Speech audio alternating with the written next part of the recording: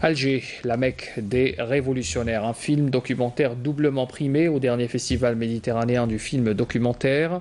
Une distinction méritée pour ce film qui est revenu notamment sur le parcours d'un des personnages les plus emblématiques du XXe siècle, Che Guevara, un personnage exceptionnel qui a marqué toute une génération.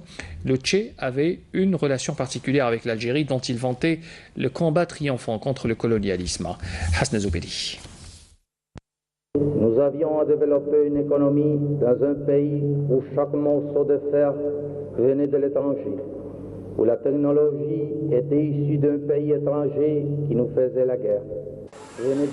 C'est un extrait de son discours sur la planification prononcé à la salle Al-Atlas en 1963. Cette personnalité qui a tant marqué les nouvelles révolutions est toujours présente en Algérie à travers un boulevard. Le boulevard Che Guevara constitue la majeure partie du boulevard du Front de Mer face au port d'Alger, appelé pendant la Révolution et même après l'indépendance de l'Algérie, boulevard de la République. Ce boulevard porte depuis 1967 le nom de ce dirigeant de la Révolution cubaine. La visite de Che, en lui-même, il venait un peu se ressourcer quelque part parce que l'Algérie avait une symbolique très forte, c'est-à-dire sur le plan international, c'était, lui-même l'a dit, c'était la Mecque des révolutionnaires. La révolution algérienne constituait un espoir fou pour l'ensemble des pays dominés, colonisés. Donc l'Afrique en a profité d'ailleurs.